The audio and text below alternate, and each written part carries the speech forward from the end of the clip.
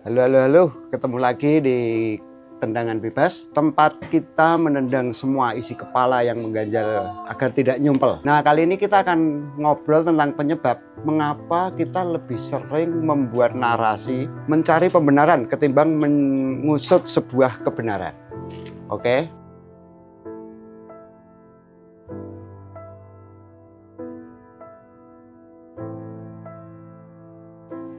Baiklah, beberapa waktu yang lalu rame banget soal tuduhan ijazah palsu Presiden ke-7 Jokowi. Ada yang menuduh palsu dengan membawa segudang data, ada yang menyanggah dengan segudang cerita. Data melawan cerita memang nggak apple to apple ya ini ya. Jadi ini sebenarnya bukan cuma soal ijazah asli atau enggak, ini soal legitimasi, soal kepercayaan. Tuduhan itu sebenarnya adalah gejala manifestasi dari krisis kepercayaan. Kepercayaan masyarakat yang sudah lama banget mengendap. Nah, di tengah badai itu, UGM akhirnya terseret dan terpancing ikut membuat narasi. Tapi UGM tidak kemudian membuat pembenaran, enggak. UGM cuma bukan ngomong ini jasanya asli kok. Oh, enggak gitu.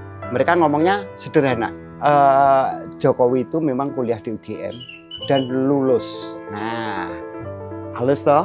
Ya kayak apa ya, baca puisi tanpa lirik, kayak lagu tanpa lirik.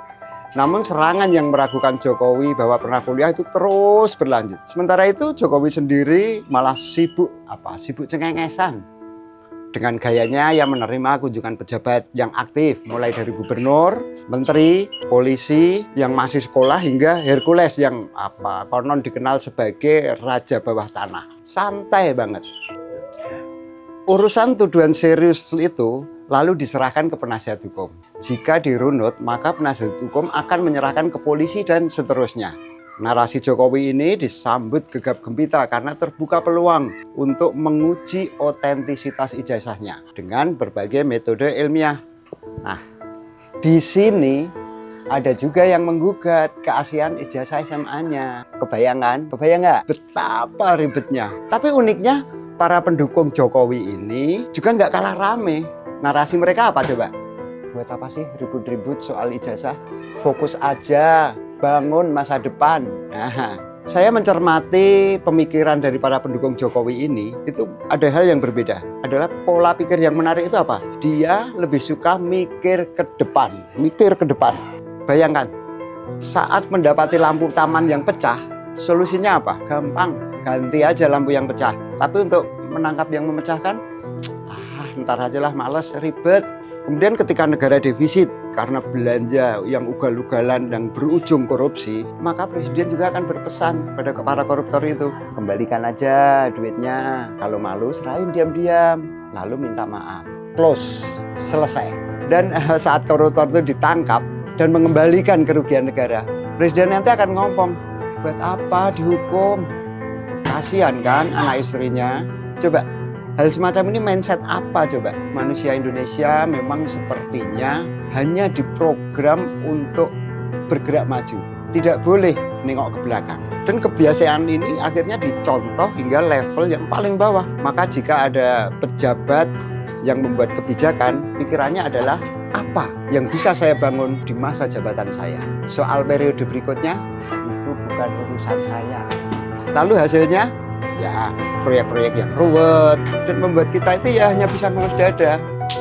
Ada sebuah tempat rekreasi yang dibangun hanya untuk mati suri. Gunung, tebing, dikeruk sampai tanahnya gundul. Kemudian ada juga restoran yang berdiri di ruang publik. Lapangan yang membuat orang-orang bergembira.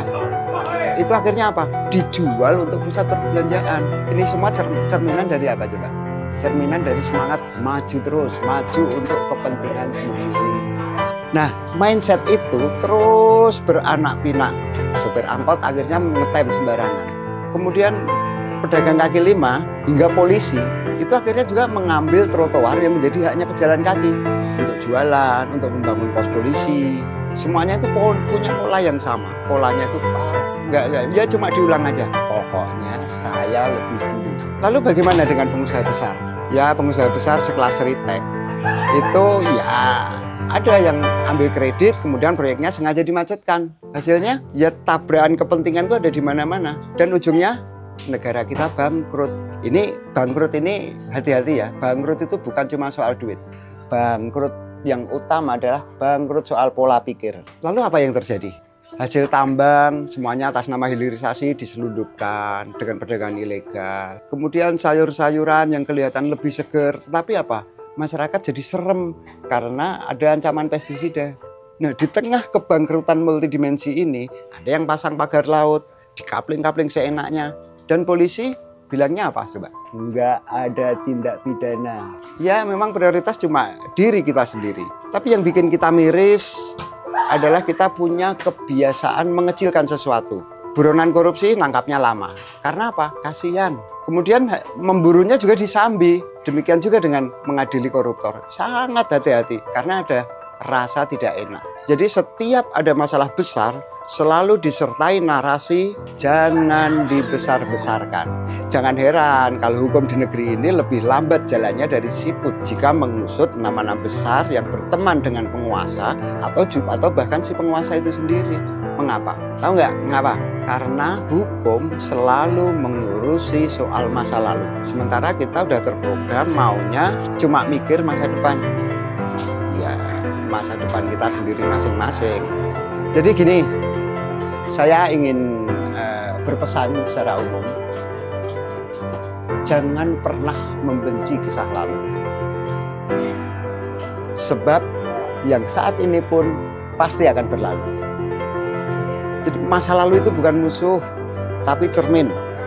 Kalau kita terus kabur dari cermin itu, kita cuma bakal mengulang kesalahan yang sama. Seorang filsuf Denmark, namanya Søren Kierkegaard, pernah berkata, hidup itu hanya bisa dipahami dengan melihat ke belakang, tetapi harus dijalani dengan melangkah ke depan. Kita nggak bisa cuma lari ke depan sambil tutup mata. Masa lalu harus dilihat, harus dipelajari. Supaya apa? Langkah ke depan nggak nyungsep, nggak terulang lagi. Di dalam hukum ada pula frasa yang unik, yaitu tentang perbuatan tercela. Apa itu? Nggak jelas. Kenapa? Ya barangkali disengaja. Sengaja agar bisa membela diri, membela kops, teman, keluarga ketika ada masalah. Kata sendiri ini kuat banget, sangat-sangat kuat. Sehingga kepentingan orang lain itu menjadi tidak ada artinya. Nggak ada artinya sama sekali. Lalu apa pelajaran kita hari ini? Dari semuanya ini apa yang bisa kita ambil?